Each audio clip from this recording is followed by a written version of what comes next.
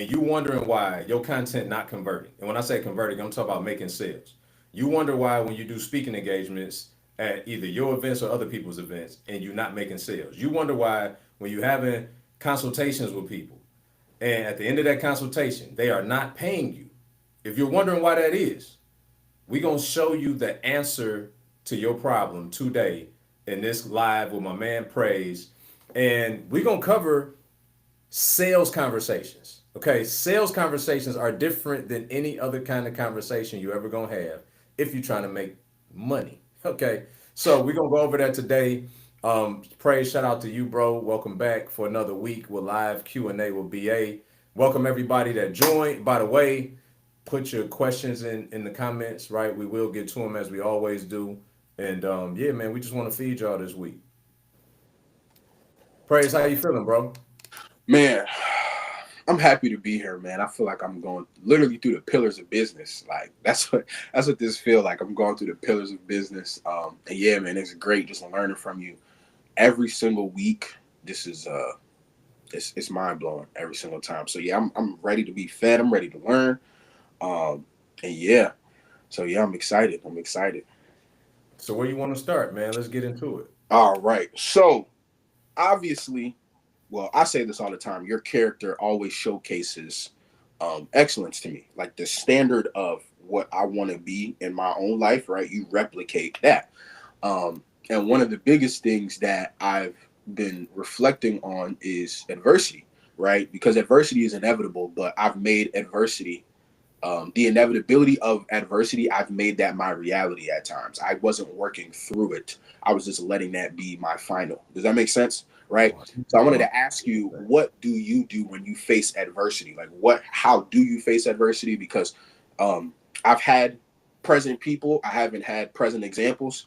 So every time adversity would hit, external adversity, I will attack that. Internal adversity, I would run from it, right? Because it's easy to get a new job, but it's not easy to get you to pick yourself up when you really don't feel like doing the work. So I wanted to ask you, like, how do you get through adversity when you Well, face it? let's go back for a second because you said external adversity, you attack that. Yeah. Internal adversity. So give me an example of both. Okay. So for external adversity, it's like, say if I lose a friend, I lose the friend, I make another friend, right? Or if I lose a job, I just go start looking for another job, right? But the internal adversity is I don't feel like being consistent, right? I don't want to be self aware today, right? Like those things of when I need to be consistent with my character internally. There's times I'm just like, I'm not doing that today, right? Like I'll brush off the personal development, right? Because you don't always have to develop for external things to happen, right? Like you can change a location, but your behavior will still be the same. So I'll like getting a new job, for example, like that's something that I did this year. But internally, I want to make sure every day I'm doing personal development. I'm making sure I'm getting 1% better because there's times I've showed up to work and I didn't do nothing different the previous day to be better. So that's what I mean by the internal adversity of being better every single day, right? Like there's days where I just am like, I don't feel like it. So I'm like, what do you do when you're facing that adversity? Because yesterday I realized I attacked external adversity more than internal adversity. Like I'll get a new job, but I'll still be the same person. And I realized that my behavior changes my location don't change my behavior. Mhm. So I just wanted to hear your advice on that. Yeah, that's very well said. Here's what I would say to that. The first thing that came to mind as you were talking was this. What it sounds like to me is that there just needs to be an identity shift, Mm, right? Because people don't see you how they see you how you see you. So it has to be an identity shift. mm, So, as an example, it may be very difficult to keep my word on something. And some things I just can't keep my word on because it's literally out of my hands that I can't deliver on what that was, right? yeah. But in the moments where I still do have some control and or say so whether this thing can happen or not, and it's just difficult to do, I'm not really keeping my word to them. I'm keeping my word to me because I want an identity of the guy who keeps his word. So remember, your standards are the floor. It's the minimum of what you would accept. Mm. not the ceiling. So we go back to a conversation we had a few weeks ago where I feel like you have to define and or recalibrate what your standards are. What are your non-negotiables for you? What are your non-negotiables for you? And when you establish those, then you have to hold you accountable. You have to talk to you as if your boss, your parent, whomever else that would chastise you, like you have to deal with you that way. Mm. And when you think about it, we usurp our authority to those types of people, our bosses, our parents, right? Other authoritative figures in our life, and we allow them to tell us what to do, then why can't we do that to ourselves?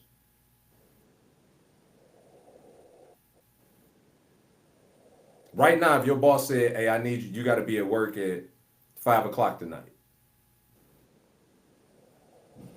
whatever you got going on, you gonna call everybody. Hey, I ain't gonna be able to come to what's the name today because yeah, I got to go to work. They called me in. I got to go to work. Call yourself in and have that same level of energy that I can't do X, Y, Z because I got to do this live at 5 o'clock today. So we allow for everybody else to institutionalize this, but we don't do that for ourselves.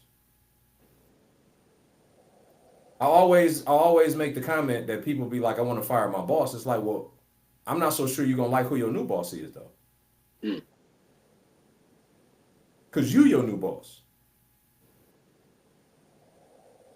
And ain't nobody checking to see if you did what you were supposed to do today.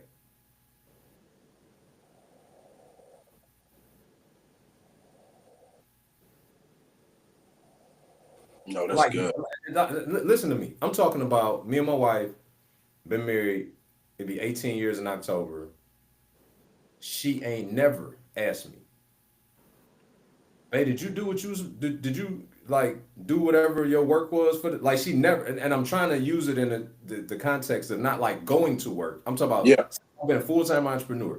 I cannot remember my wife one time asking me, like, did you do your work for today? Not never though. But yet she just see fruit. You know what I'm saying? Yeah. And the day she has to ask me that is the day I dread.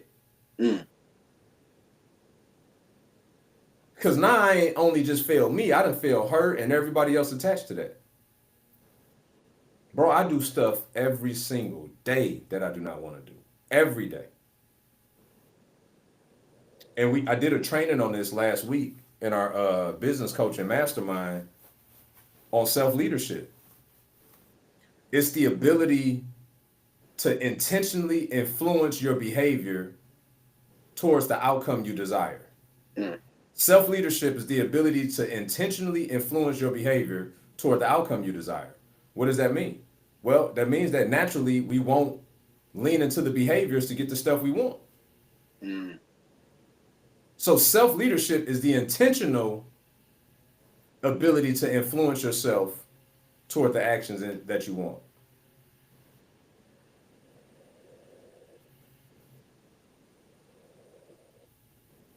Does that make sense?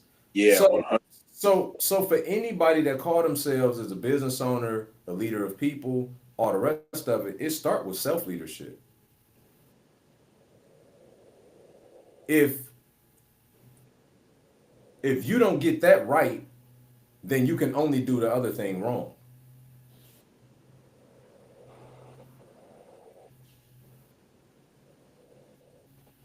Because you got to be able to influence the people that you leading to do the stuff that they're supposed to do. Facts. If you can't do that for you, then how you gonna do it for them?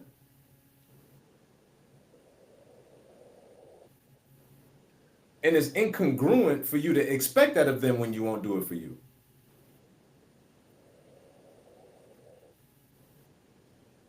And God ain't gonna let you play with his people. You gonna eat them sermons. Like back to that again. I've experienced that So, firsthand. so it literally is reverse engineering by saying who, how, and what do I want to be known for? Me.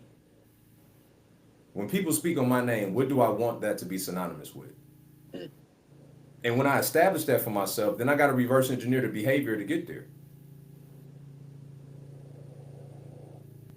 If I want to be known as somebody that they can always count on, then I got to reverse engineer keeping my word in order to be able to get there.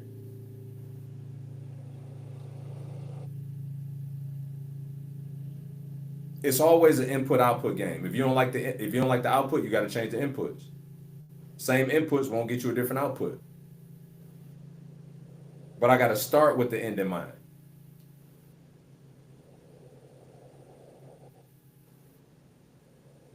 If I want a business that my clients always feel like we go above and beyond to make sure that they well served, if that's the end result that I desire, then we got to reverse engineer the pathway to get there.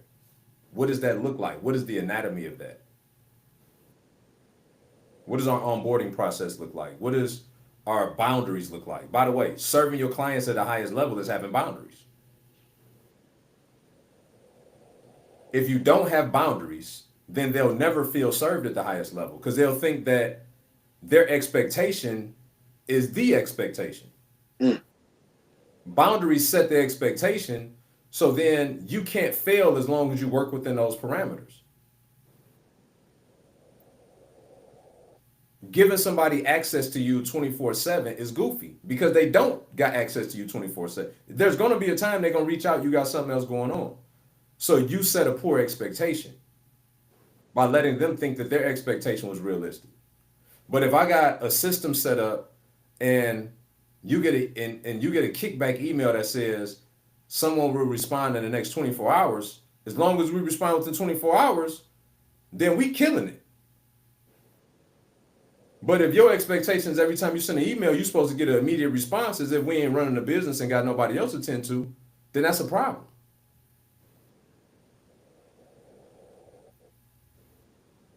So properly serving people is setting expectations and boundaries.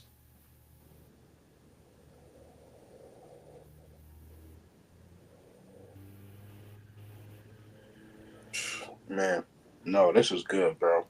Cause like I said, I feel like I'm in a shift of a season, but it is, like you said, intentionally influencing my behavior. Like there's days where I don't want to read, right? Like there's books that I have that are on emotional intelligence, right? Because I want to be emotionally intelligent. There's days where I don't want to read that book, but that's not being emotionally intelligent, right? And I remember you said something. You were like, you can't pray for wisdom and not use it, right? And I pray to God for wisdom, and wisdom is applying the right information at the right time, right? So it's like I want to be able to do that. And I feel like, especially in this shift that I'm going into, especially like trying to get more clients and generate more leads, I need to intentionally influence my behavior to get the outcome that I want, right? And I appreciate you for laying down this foundation for me, so I can go back, refine some things, and set up more non-negotiables. Like I have some non-negotiables, right? And at times, like if we being honest, as I learned how to make them non-negotiables, majority of the times for a long time in my life, they wasn't all negotiable, right? Like I'll do, if somebody called me, I'm dropping a non-negotiable, right? If my boy want to hang out, I was dropping a non-negotiable, but I'm at a point right now where I can't negotiate anymore, right? Especially in where I'm headed. So I appreciate you for laying down that framework, and I'm gonna go back and rewatch this and take notes for sure. And I just wanted to pivot now and ask you this last question. So when you are now, are you always asking yourself, like, are you always like, because you said you have the end goal in mind. So what does that look like, always having the end goal in mind? Is that, like you said, having that, what do I want to be, or what does my future want to be? Like, can you elaborate on having the end goal in mind a little more? Yeah, it's about, by the way, chat, let us know if this making sense to y'all. Let us know if this making sense in the chat. Remember, people don't see you how they see you, they see you how you see you. So a lot of my non-negotiables, a lot of that end goal, if you will, is predicated on how I want to see myself and feel about myself. Right? I work out because I want to feel like that about me, not for nobody else. I'm my biggest critic because I have expectations of myself. And by virtue of me having expectations of myself, then everybody gets to benefit as a byproduct of whatever I've deemed the standard for myself. Yeah. Right? I get my hair cut every 5, 6 days. My That wife makes even like yeah, like that makes sense. I'll be like, yo, how you fresh all the time? bro, like Yeah, during COVID, my barber would come over and cut me in the garage. You know what I'm saying? yeah. $100 cuts. I've been this the thing though. When I was in probably ninth, 10th grade, if I couldn't make it to the barber, I would have my mom take me to the barber shop in the morning before I went to school. So what I'm trying to explain is that it's in me, not on me. These are things that I've desired for myself since I was a kid. Mm. I started sweeping up here in the barber shop when I was 12 because I liked having my own money. Working in the Boys and Girls Club in the canteen at 14 years old. Then working at Imperial Sports at the shoe joint when I 15. Foot Locker at 16. Like I always like to have my own money. So these are things that I've been doing all my life. I've been putting that on my whole life. I've been getting fresh. That's why like a lot of these social media, I could just tell how corny they are. I'm like, y'all just got some money. Y'all don't know nothing about getting fresh. Like, you know what I'm saying? It's a fragrance. You wear it. So I say all that to say a lot of these things I established for myself since I was young. Like this ain't, I'm 41 now, but I ain't just start being like this. You know what I mean? Yeah. Like this is just the adult version of it. But like it, I've been like this. I get out the shower, I put lotion on my whole body. You understand what I'm saying? Like, right? Like, everybody gonna do that, from what I understand. Facts. You right. Some people Everybody just put does. it in the places that it can be seen. I put lotion on my whole body. You know what I'm saying?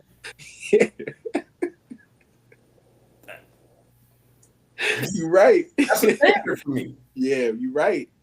You right. You right. He said my whole The whole body, though. You know what I mean? Like that's what I'm into. Yeah, for sure. For sure. I Because it agree. don't matter that can't nobody else see that I got lotion everywhere, right? It matters to me that I put lotion everywhere. That I didn't just hit the elbows and my ankles and get up out of there. Yeah, Since 100%. I was a kid. You understand? Like these are the things that I've been accustomed to doing my whole life. So, as a result of that, my wife get a man that ain't ashy. She get a guy that keep his hair cut all the time. Like she don't have to talk to me about these things. You know what I Yeah, mean? She never got fact. to pick my clothes out for me because I'm fumbling around and don't know, north from south like that. So people get to benefit from the standards that I've set for myself. Mm, There be times baby, ain't nothing wrong with your hair. You don't need to get your hair cut. Yeah, I do. For me. that's good. I ain't going to the gym for her. I'm going to the gym for me. Let her tell it she liked it when I was overweight anyway. She's like, baby, it look good on you. No, it don't. You just trying to, I know what you're up to. I'm about to go you fool somebody else. They ain't gonna fool me. No, that's good, man. They get to benefit off of the standard that you keep for yourself. That's good. It's no different than how you go to seminars and everybody stand up and talk about their why, right? Mm. It's like my why is my kids, right? And I'm not making fun of y'all, by the way. Some of y'all may be on here. My why is my mom, right? My why is my wife. My why is those are the typical three that you hear. My mom, my wife, my kid. I want to do something for my parents, right? All those things may be true for them. I know a lot of people that's not true for them though. And you know how Mm. I know? Because I see the fruit and lack thereof. If all that was that true and you cared that much about them people and that result, then there's no way that you will let yourself down and them down every day like that. So your why has to be real. I'm the first person that I ever heard say, my why is me. I said it at a seminar years, my why is me. Because I had this thing inside of me that don't let me rest at night if I don't meet my standards. And I had that before I met my wife. I had that before I had my daughter. And it ain't got nothing to do with nobody else. Everybody else get the benefit from me chasing that. But my why is not my wife. My why is not my daughter.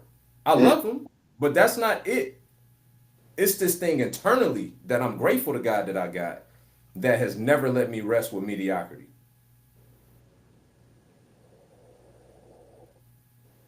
And the only time that I came close to resting with it was when drinking and drugging was involved. I was suppressing it because I didn't really know where to let it manifest itself, you know what I mean, in the proper environment. I knew the streets wasn't it, but then got caught up trying to figure out, well, what is it? I know it ain't this W-2 thing. And so we got to be real about our why. I get up and drive me every day. Nobody else, bro. Nobody or no, I'm keeping score with me every day, and I'm my biggest critic. I could never win. It's me against me every day. Literally.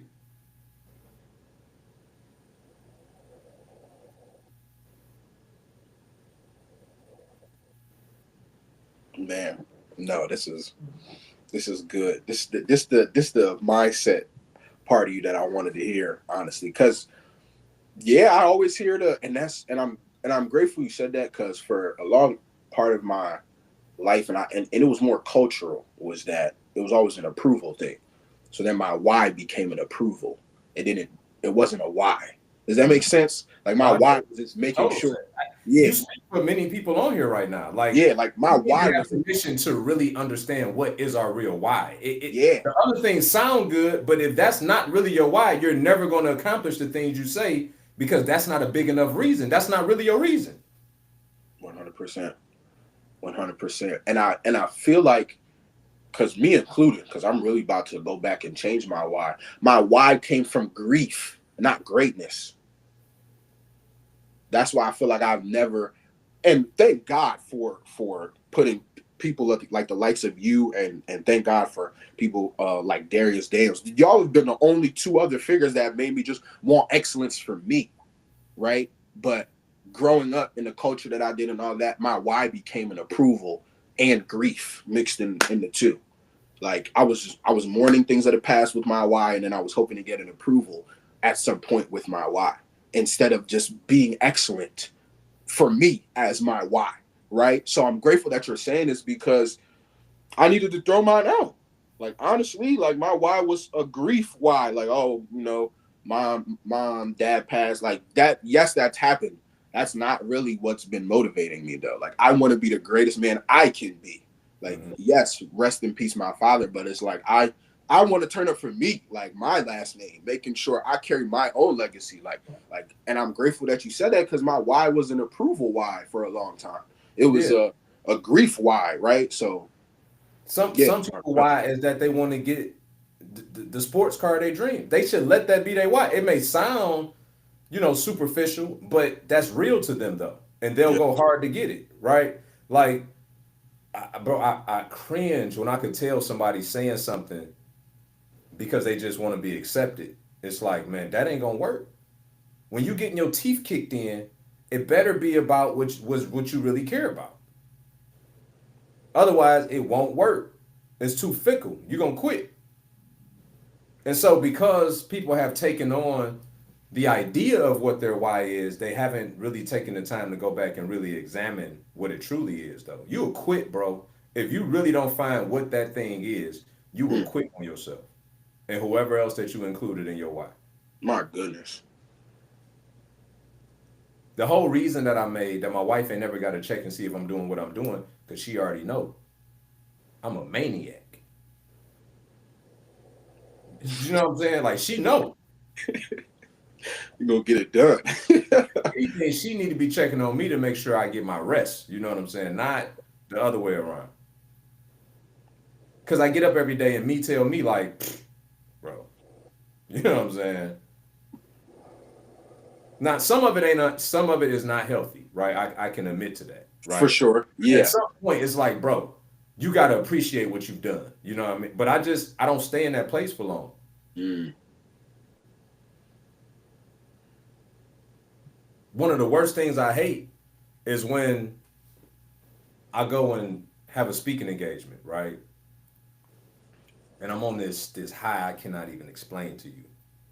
It's miserable leading up into it for the most part, right? Because I just be in my own way, right? But after I get done doing it every time, it's the most liberating and freeing thing that I do in my life. Okay. But then it's always the hangover afterwards. Then it's like now you got to get back to getting on meetings and taking calls and shooting, doing all the things. And no, and the inevitable is that it happened. And then about 3 4 days of being in this lull, I realized I only get to be on the stage because of how well I do this. Mm. And then I snap out of it, and then I get back to what I'm supposed to be doing. But what I'm saying is that it's no different than when you win a championship, and why many of them get right back to the real ones get right back to practice because they know I can't stare at this trophy for long. Yesterday's points don't win today's game.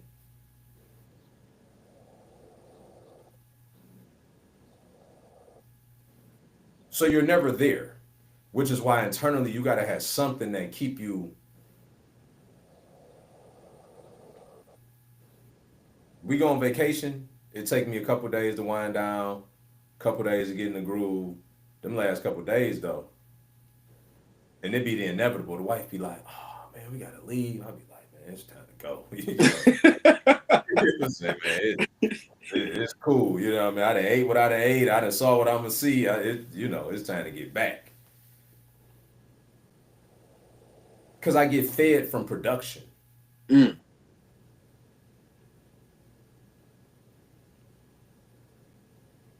I got to be accomplishing something every day.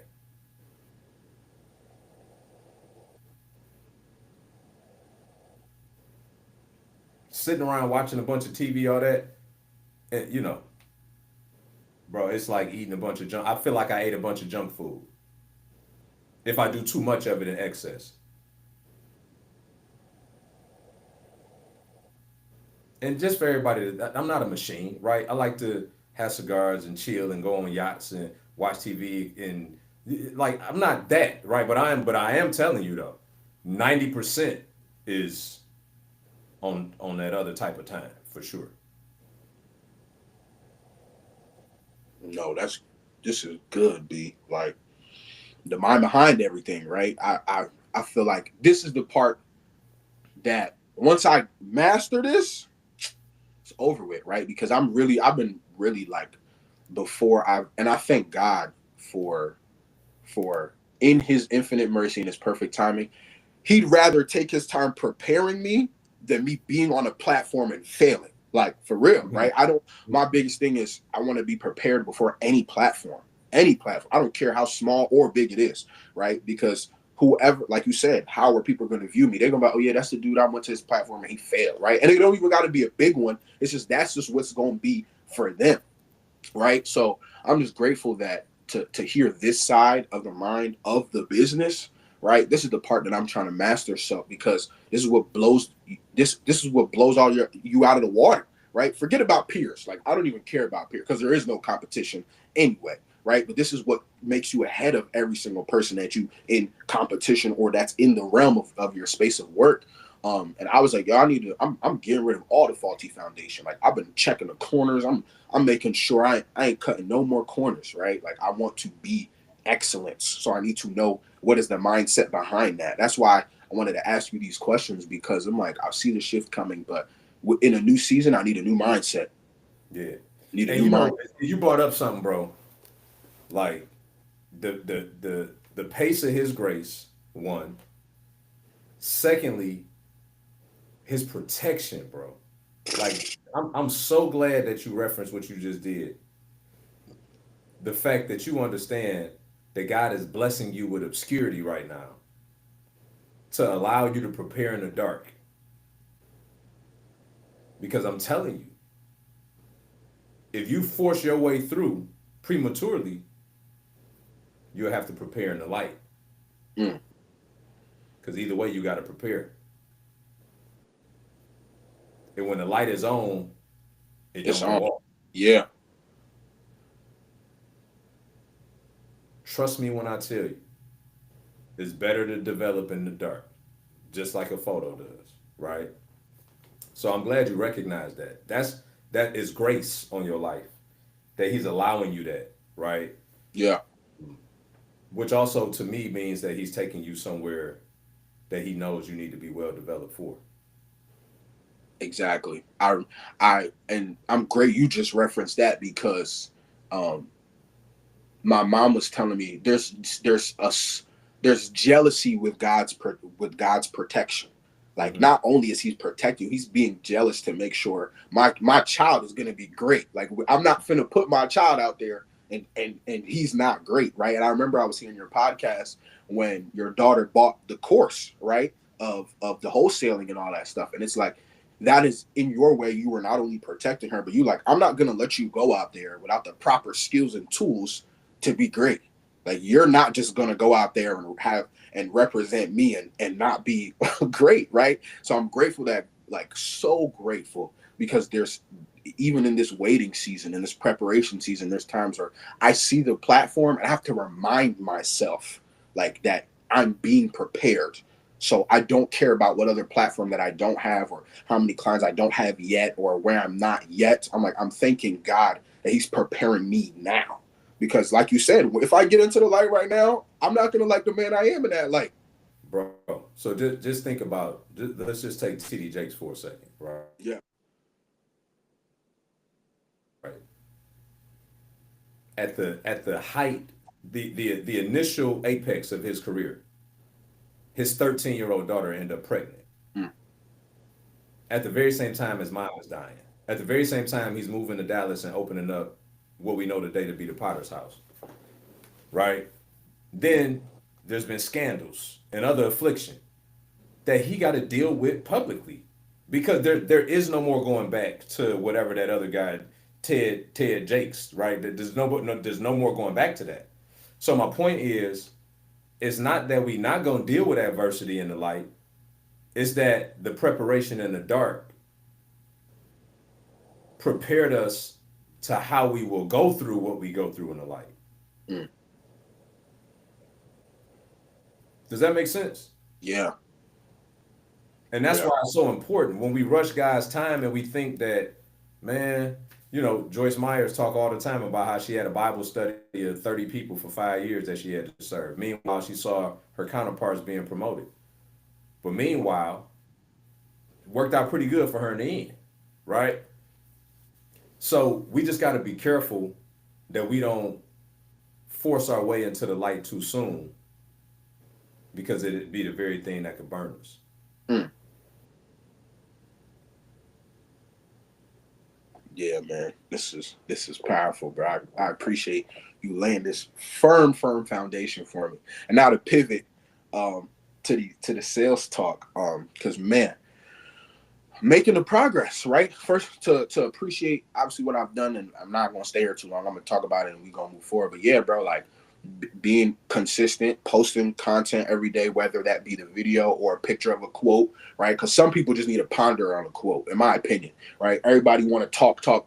Sometimes you just need to reflect on a question and see where you really at, right? So that's why I post a question or a quote, just to be like, you just need to sit and reflect, because everybody want to watch a video, nobody want to sit and reflect. But yeah, been able to post consistently, all of that good stuff. Been able to do the YouTube, all that good stuff and whatnot. But now it's like I'm doing outreach, getting more people with and getting more eyeballs on the business. Now I want to know how to convert them from a fan slash or follower to a client and or lead, right? So can you help me and give me a framework on sales talk? Because I can talk to you about what I have, but I can't sell you what I have, right? Like that's my fine line, because I could tell someone, oh, this is what I do in my business, but I can't sell that to you yet. So I'm like, can you give me some tools, some frameworks, and some tips on how to convert or how to lean in the sales talk? Or yeah, just give me that framework, because I feel like that's the biggest thing I struggle with is selling, right? And selling is helping, but I need to know the frameworks and the mindset and how to do it physiologically, right? Because it's also a mind thing too. I got to It is. make you feel that way, and I want to be able. I remember you were saying don't lean all the way in because they're gonna be leaning all the way out. So like, you just give me that framework on how to have sales talk. 100%. So first off, understanding this, that selling is providing solutions for problems. Selling is providing solutions for problems. So if we could just understand that at the core, then I think that's the great foundation for what I'm gonna say next. Okay. What do you have to do in order to provide a solution for a problem? Have a solution. I would say even before you have a solution, you got to first identify what the problem is. Mm, you're right. So what happens is, as educators, as business owners, we talk about our thing, right? That we're passionate about. We talk about that thing from an educational perspective, but we never get into the mind of the people we're talking to understand what is their actual problem, though. Mm, Because I could misdiagnose and give you a solution for something that ain't your problem.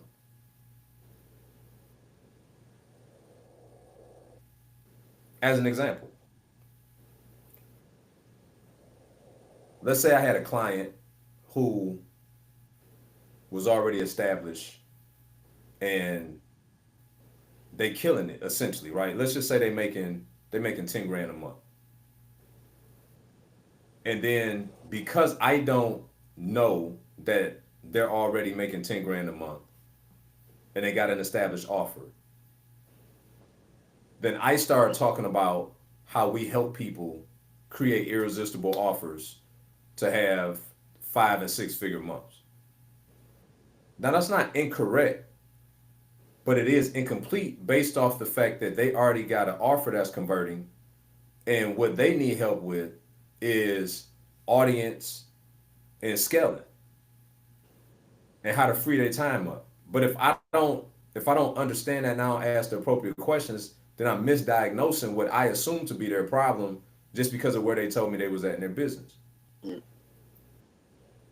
So this is why, and this for everybody, it's a writer downer. The best answer is a great question.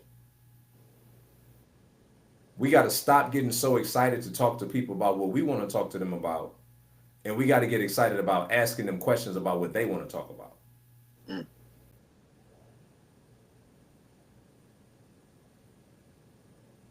Is this making sense? 100%.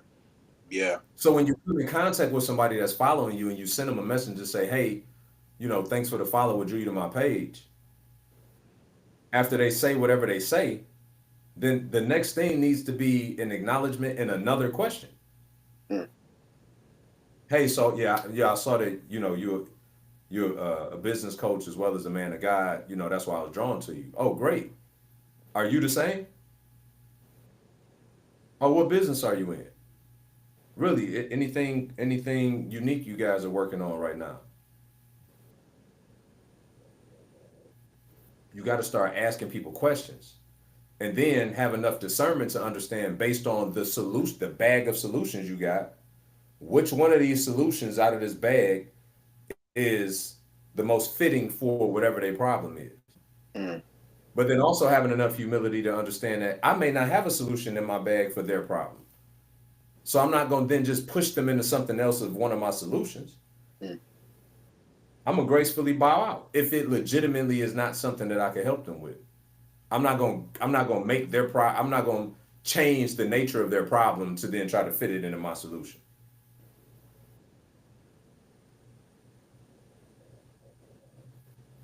So when we talk about thinking with the end in mind, then that means that we need to have offers.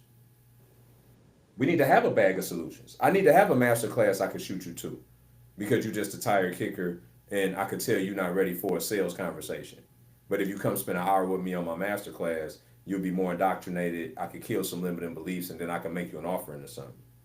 Somebody else that's having some intermediate problems in their business that I know coming to a 5-day challenge and spending 5 days with me and David, that they can get all their questions asked and answered and exhausted. And I know that our offer fixes their problem. There's other people that I know that lack the capacity to hang out for 5 days, that may be a little bit higher level of a business owner or an entrepreneur, that I'm gonna say, let's book a call. Because on this call, I could walk them through XYZ and then just sell them into directly into the mastermind or whatever the offer may be. There may be somebody else that I know probably won't be a good fit for coming into a group coaching environment, but they probably be a good fit for me to do a one-off consult if I so choose to, as long as it's not a big enough distraction. Meaning it's not distracting me. I'm not tripping over dollars to pick up pennies.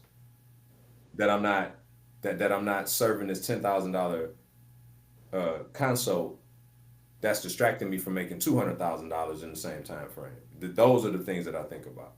Mm. But the core of all of it is starting out with asking questions.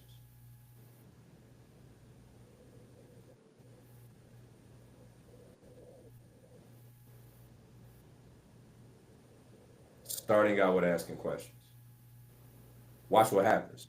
When you start asking your ideal client enough questions and you get feedback, then you could create content around that. Mm.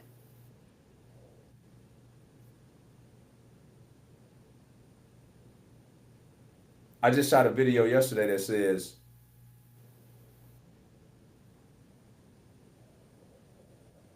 if you're watching this, you probably been burnt by buying courses, buying programs that didn't pan out. The people sold you something that it wasn't right.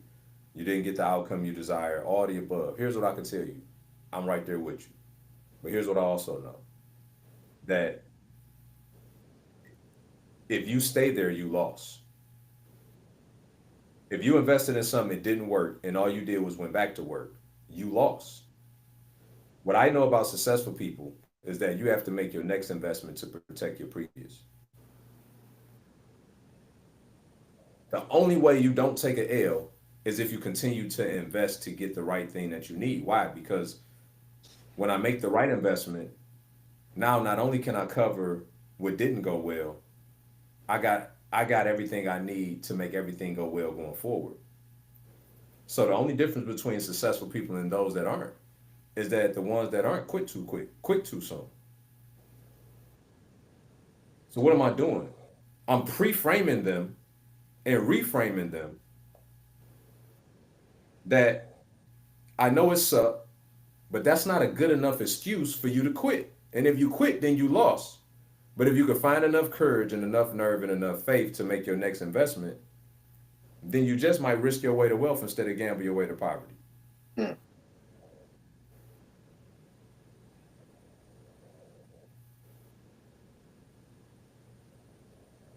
So it's thinking about, it's not only thinking about, it's thinking about and speaking about their problems. But you only know their problems because you ask them questions. You know how many times I heard, man, I want to buy this. I'm so sick of these gurus not doing what I done heard it enough times to know that this is what people thinking about. So I just talk about it in my content.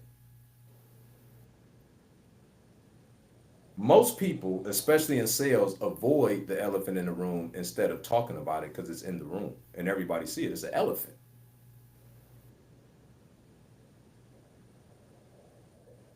Avoiding talking about things that people are thinking about, that's manipulation.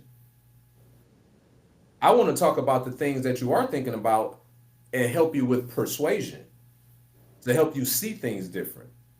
Not try to run circles around you as if you're not thinking about what you're thinking about and then try to manipulate you into doing something for my benefit instead of persuading you into doing something for your own benefit.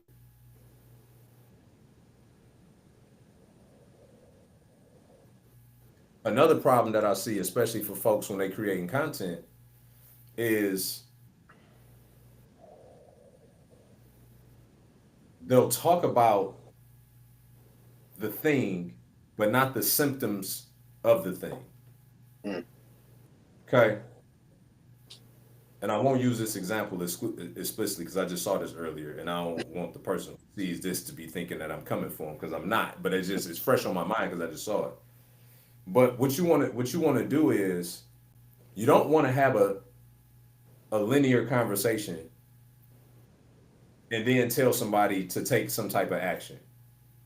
Okay. And when I say that, I mean this. So let's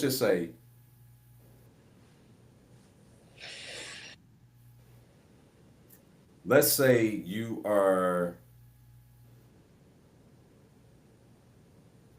okay, I do real estate. Okay. So let's just say that you trying to sell somebody into your real estate program. Okay. Instead of standing in front of the house and saying, you see this house right here? This house makes, $14,000 a year. I don't do any work for it, yada, yada, yada. If you want to do this too, all you need to do is send me a DM. Now you laughing, but this is what happens every day. People talk about the thing and think that the thing is a thing that makes them want to buy. But it's not. Because you know what they say? Good for you. That you got something over there to pay you $14,000 a year. I don't believe in me enough to even think that's possible for me. So when I say don't talk about the thing, talk about the symptoms of the thing. Well, as a result of not having this in your life, you getting taxed more than 50% because you don't have any type of real estate business in your life. You got no hedge against taxes. Until you find a way to replace your income, you're always going to have to keep your job, right? Right. So I'm talking about the symptoms that they're facing as a result of not having the thing. So if you're tired of going to work all year for half the money, because that's what happened when they take 50% of your money from your paycheck, and you want to finally get some assets and stop spending so much money on liabilities, send me a DM. It's a sales conversation, bro. And it's only a sales conversation if I'm talking to them about the things that are important to them and the things that are impacting them. So you can't just teach people all day and just pontificate about the thing that you do well and think at the end of it they're gonna want to buy it because you know how great it is. They don't know how great it is. Two, they don't trust you. And three, you haven't addressed their pain. And the more that you address their pain, the less they need to trust you. Why? Because people would trust a stranger to take them away from pain than they would to bring them into pleasure. So if I didn't know you and I'm coming down the street and I say, bro, man, I got to make this phone call. I don't know where my phone is, but I give you $10,000 to use your phone. What would you think? I think you capping. I think you lying. Right? And probably because of that wouldn't let me use the phone. Yeah. But if I was coming down the street and you had just got hit by a car and you didn't know me from nobody and you couldn't move your arm, you would say, and I say, hey, give me your phone. Give me your phone. Where your phone at? So I can call 911. You'd be like, it's in here. Put it up to my face. Yeah.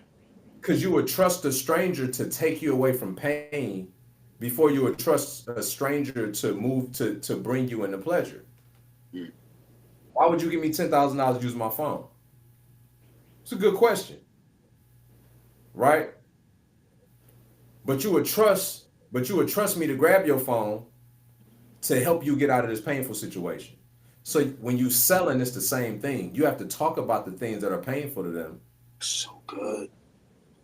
Because they trust that this thing that you talk about will help them get out of this painful situation that they're in, even if they don't trust you yet. What they do trust is this pain in their life is real that you're talking about, and that they got to do something about their situation. That they trust. No, this is good, B, because you said this on off the call when me and you was talking, but the gift of just being able to explain complex things in the most simple form possible, because I would talk about doubt and not the symptoms of it, right? So I'm just saying, if you're struggling with doubt, this is how you get out of doubt. But I'm not saying, okay, now if you're struggling with doubt, now you're not living the life you want to live. Now you're procrastinating your dream. Now you're like, I'm not talking about the symptoms of it, right? And you just open up a whole new like just way to make content and address people, because I wasn't, one, asking enough questions. Two, I was only talking about the category and not the subcomponents of the category. I was not talking about no symptoms whatsoever. So the fact that you said to talk about the symptoms is about to change the entire game, bro. Like, oh my goodness, like that's a game changer for me. Like I needed to hear that, because you got to remember this. And bro, by the way, I've been witness this about your content. It just wasn't time to talk about it yet. Yeah. Because I got to allow you space to grow and evolve on your own, right? And by the time you were ready to talk about it, I knew we will meet at this juncture, right? Yeah. When the student's ready, the teacher will appear. Yeah. You got to remember that facts tell, stories sell. So when you constantly hitting people with facts, there's no connection with that necessarily. It's informative, but it's not transformative. 100%. It's informative, but not transformative. Yeah. You referenced the story that I told in a podcast about my daughter, 5 years ago came to me, wanted to learn how to wholesale. I made her buy my course. I didn't make her, but I told her that if she wanted to learn, that the course would be on sale, right? It's a lot of reasons why that was the case, okay? Yes, number one, I do believe that generational wealth is not to pass down the stuff, it's to pass down the skill. You give people stuff without skill, then gentrification happens, right? Grandma and them left all these people these properties. They don't know what to do with them. They sell them off, and then they get mad, talk about gentrification. Well, that's what happens when you don't have the skill to manage the stuff. So that is one reason of it. But it's also a pre-frame. I tell that story on one of my master classes because I want people to know, if I told my daughter she had to pay for a course, what you think what was about to happen to you?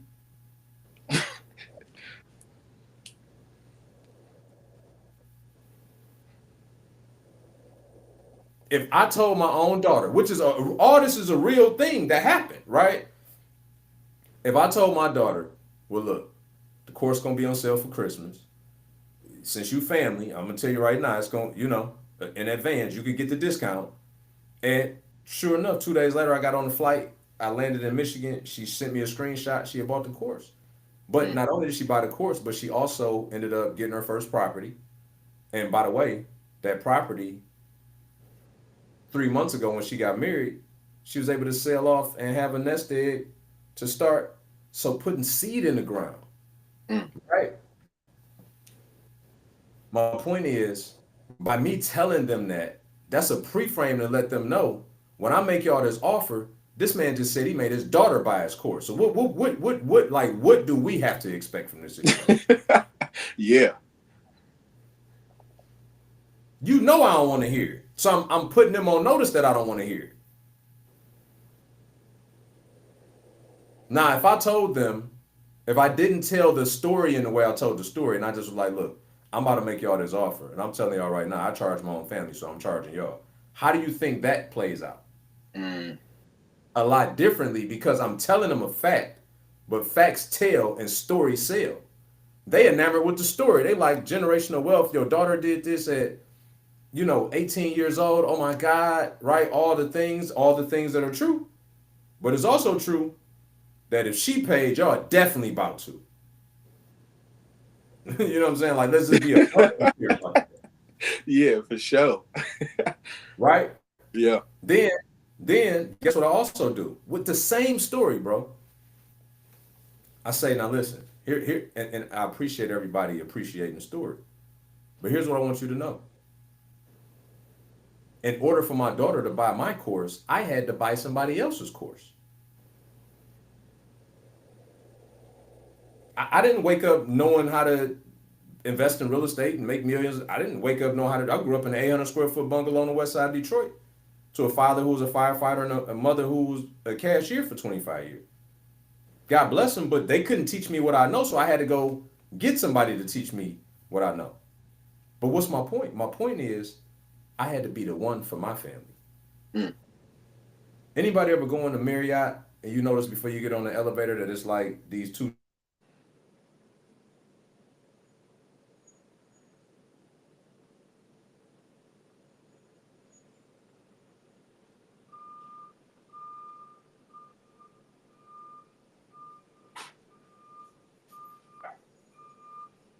I think be frozen right now.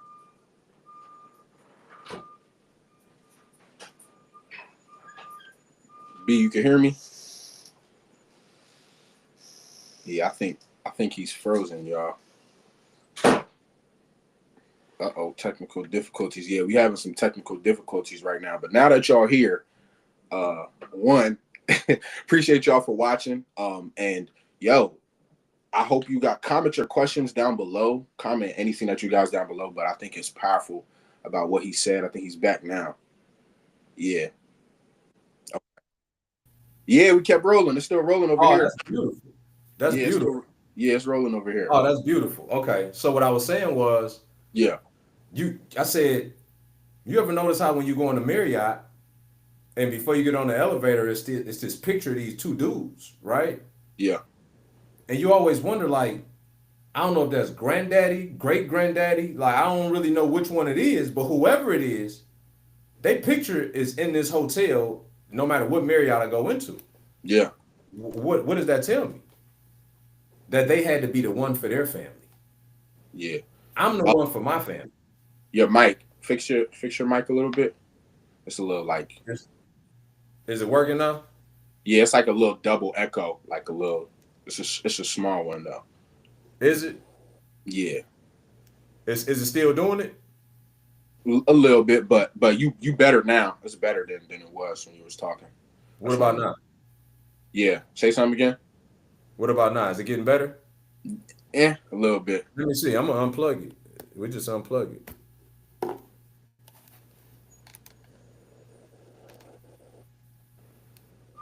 Just want to make sure you good. You good with that.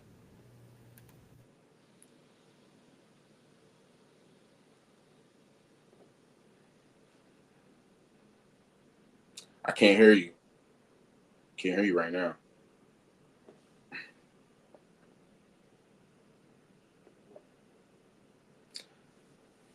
See what happened, bro? Every time you want to give some gems, I don't know what you and this mind of yours, bro. They don't want you to be great, man. They don't want B to give all these gems away.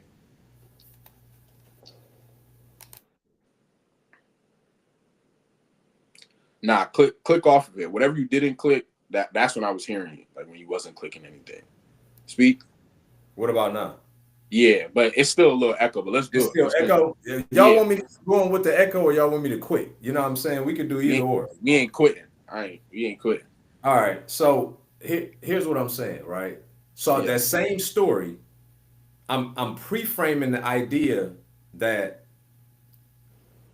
it started with me. Right? My parents were blue collar. It took for me to take ownership to then be able to perpetuate generational wealth. Yeah. No different than Sam Walton, no different than the person in the Marriott, no different than any of them. Somebody had a desire to be the one. So watch this. So I'm the one for me and my family. If you the one for you and your family, type I'm the one in the chat.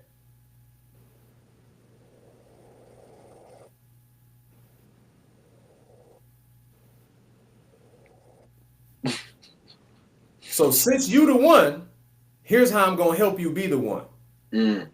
This is the offer. Okay. Right? No, that's good. That's good. Sales conversations. Yeah. Yeah. That's why you got that big gold plaque behind you. Man. You know what I'm saying? I mean, you know. Yeah, man. That's so good, bro, because you just changed the whole game for me. Like I feel like me not having and the crazy part is, right, that is you threw in a mixture of the pillars of sales that you just talked to me about. But honestly, I can use that and run, right? Until I learn more and obviously grow more with how you taught me about sales. But bro, this is gonna change the entire game about, like you said, the content that I make. Right now, I'm talking about the symptoms. Now I can really dig more into that. So I'm talking to my ideal audience about what they're struggling with. Yes, everybody struggles with doubt, but we don't talk about the symptoms of struggling with doubt, right? Yes. So Yes. I'm grateful that you said that, because I'm telling people, I'm telling people you got a double mind. They like, okay, and it's like, do you not realize you have a double mind though? And they're like, I don't know what a double mind is doing to me anyway, because I've been living like this for so long. So I can't sell my offer because I'm only telling you about the category and not what's happening. And I'm grateful that you said that, because mind you, like I said, the one that obviously, you said you got to let me grow and stuff. But as I'm doing this, right, when we would our former conversations, when you'd like, yo, it's good that you're reviewing, I'm still reviewing my content. Like, okay, like my most recent video just blew up on TikTok because I was like, God will put you in a season where all you can do is surrender, right? Mm-hmm. That some seasons God is like, all you're going to be able to do in this season is surrender to me. But I'm like, even in that, right? I was talking about surrender, but I'm talking about that you could do whatever you want and God will still put you there. Like, you can go wherever you think you're going and God will still put you there. But I realize it's the videos where I talk about the symptom that I get the most people to listen. Mm-hmm. So I'm grateful that you said that, because I'm just telling you your mind's double and you're like, okay. And I'm not telling you what you're hurting, like how you're hurting in that way. So I'm grateful that you said that, because now I'm about to do a whole 180 with the content, about to do a whole 180 in the sales conversation. But this just gave me more confidence to talk to people, because now I just know I need to ask them questions to make sure I was giving solutions to the wrong problem. Mm-hmm. Like, simple. I was just giving the symptoms what sells, bro. And this for everybody. Let me know if I could put something in the chat. I want to see if the chat is still working.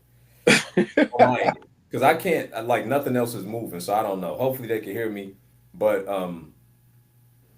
the symptoms is what sell people, bro. Mm. The symptoms, right? We gotta talk about the symptoms.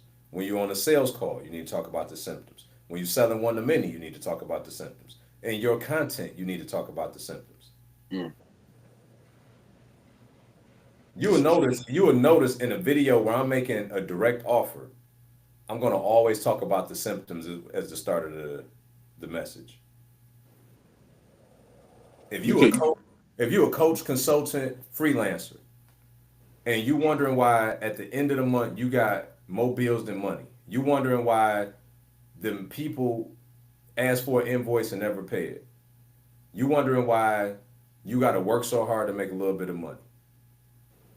If that's you, then I'm gonna help you fix it. I'm gonna show you how to work 100 days a year to make 7 figures a year. Mm. And I know that sounds crazy, and for some of y'all, it may sound so crazy that you ain't even gonna click the next thing I'm gonna tell you to do. Well, guess what? Then you stay over there. But for those of y'all that's willing to finally fix this problem because you tired of that pain, click the link. Mm. Right? Anytime you see me making an offer, bro, I'm gonna be talking about some symptoms. Our best performing ad for our Purpose to Profits is imposter syndrome. We're talking about symptoms.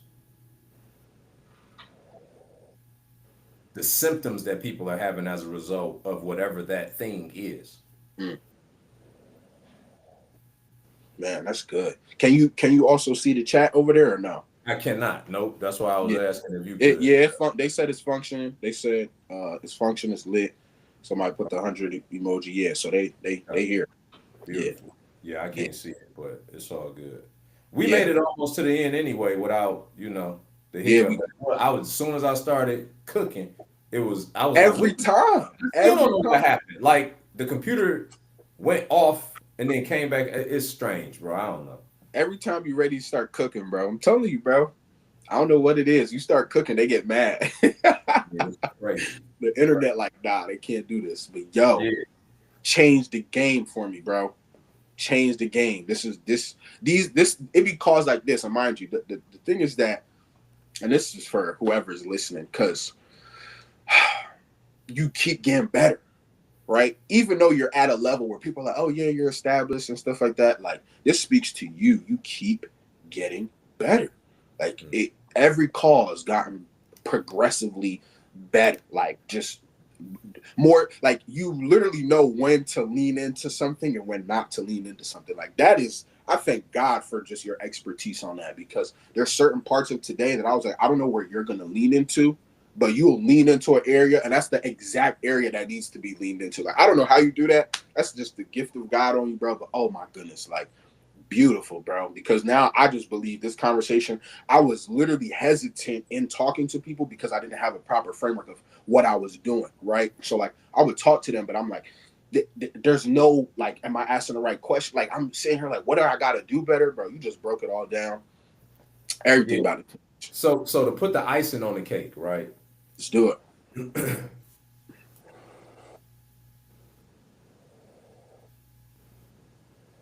The best way to sell, the best way to sell is to not try to sell them anything.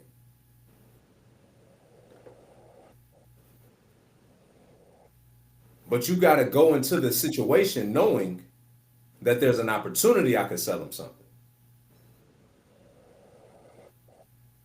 I want everybody to pay attention to what I just said.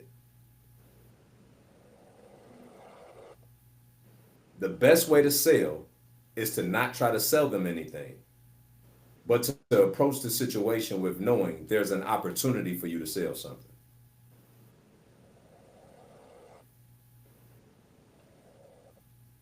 So some people end up with commission on the breath because it overtly feels like they always trying to sell something. As opposed to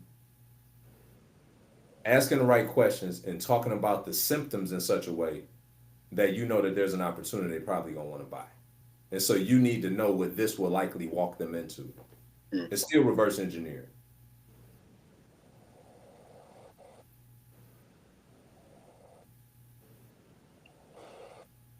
Does that make sense? 1000%. So you still got to think with the end in mind, but then when you're with them, you need to only think about them. Mm. And then let the organic process happen to get them to the potential end result.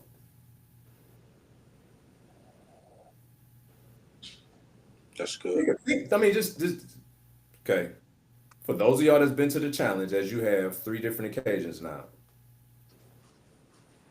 by Thursday, when I asked the question of, have y'all felt like we've been trying to sell y'all anything all week? People genuinely say no. And what do? And I remind them, and we're going to sell you something. Yeah. Don't I also like I acknowledge that, and then I also tell them, and we're all of it is real. What I'm trying to illustrate to them is there's a proper way of doing this because most people always feel weird about selling. You don't have to. At the challenge, we're so immersed in helping people become better people that we not thinking about selling them nothing. We thinking about helping them. And then if they want further help, then we got something already allocated to help them further. Mm.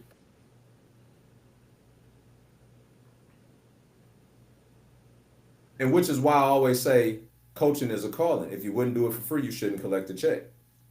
Because essentially that whole week while we pouring into them before we make the offer, we're doing it for free. Not only are we doing it for free, we're actually losing money because we spent money to get them there. But you never see us press like we gotta make a sale because we really don't believe that. Yeah. We believe we're going to make a sale, but we don't believe we gotta make a sale. That's 2 totally different things. Mm.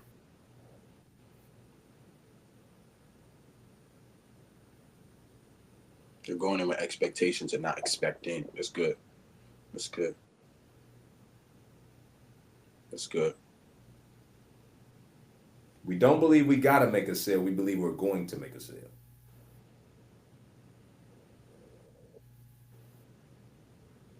Why do we believe that we ain't gotta make a sale? Because we know our increase comes from him. And I'm not gonna tell him how he gonna do it.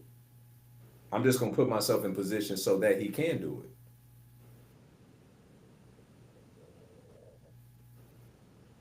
He can't help you sell what you unwilling to talk about.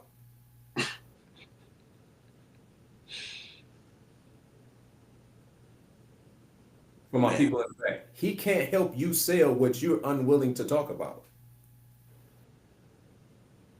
Talked to a lady, she wrote 13 books. Don't nobody know about any of them. Bro, listen to me. It's amazing to me how many people I come across that have intellectual property of some sort that nobody knows. Because they never talk about it. And the only time that they do is to people that ain't gonna buy it.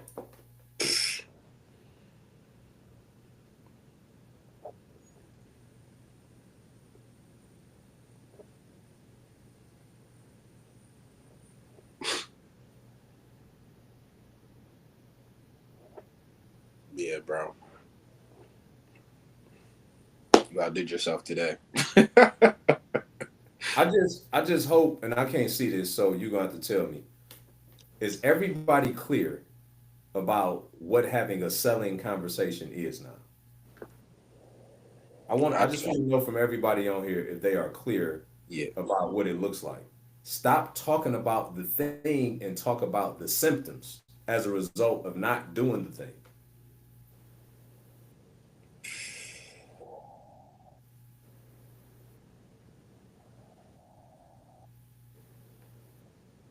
Yeah, man. This was And I this was want everybody here go create a piece of content today. You ain't got to post it today, but create it today. While this is fresh on your mind, think about how you would normally say something and reframe it to talk about the symptom instead of the thing.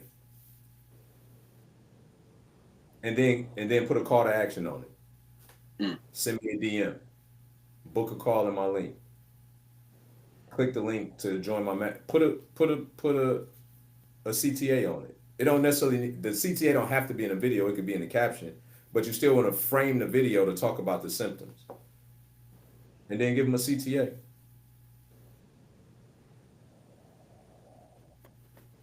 that's fire.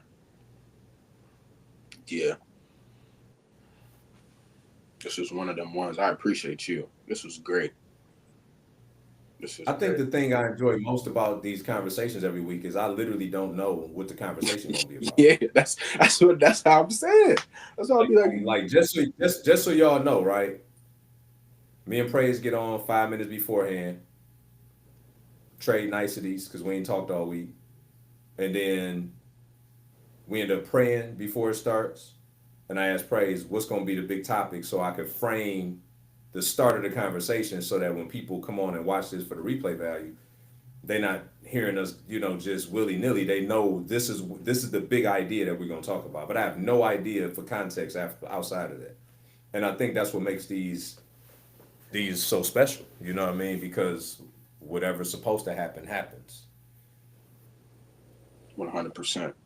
And I don't even know how you're gonna answer them because I'm just like I'm literally after we pray, I'm like, hey, he got the you gave him the answers, guys. So I'm gonna ask, and it'd be the questions. It's funny. It's like the questions that I don't think to ask have been the biggest shifting questions for me. Like the That's cool. questions that I'm like, I won't ask that, but those are the questions that I ask where everything changes. Like today, my whole approach has changed. Whole approach on selling, on content creation, on all of that, right? Like my whole approach to creating everything has changed. So I didn't know I needed to, like, I knew a change was coming, but I didn't know I needed to change everything. So I'm grateful that I did. Like, I Yeah, didn't ask these and questions. by the way, you can have some content that you talk directly about the thing, but majority of it should be talking about the symptoms Symptom. Yeah, for for the sure. people. Yeah, Yeah. for sure. And that's what I feel like is gonna change everything. Cause I'm not gonna just talk about doubt. Now I'm gonna tell you why I'm gonna tell you what that doubt will do to you. That's what I'm gonna tell you. That's Right? that's what we got to That start talking about. Yeah, so that's great. That's huge, bro. I'm grateful. Yeah, you answered everything I got today, bro. You did Solid, outdid yourself. Yes, solid, sir. solid. And do we have any questions before we bounce? Um, now just a couple personal questions for you. Like somebody asked, how was your St. Louis festival, and just a little personal questions. But besides that, none about the business questions. Okay, Yeah, got it, got it. yeah. As usual, bro, you came with that heat, man. I appreciate you. I know the Man, people appreciate you, man. As you are going through this in real time, you're helping everybody that watches this. And so, big shout out to you for staying consistent, staying locked in, and keeping me on my toes. Because, you know, I forget more than I remember half the time. So, these conversations are good for me. They sharpen me to help me dig in my bag that I don't even know what's in there sometimes and all the rest of it. So, I think yeah, it's dope for that reason. And if this fed y'all, man, please like it, share it, subscribe, do all those things so yeah, it can continue to get pushed out to more people. And we're gonna just keep showing up faithfully. yes, sir. All right, Appreciate bro. you. B. All right, everybody. See y'all next week.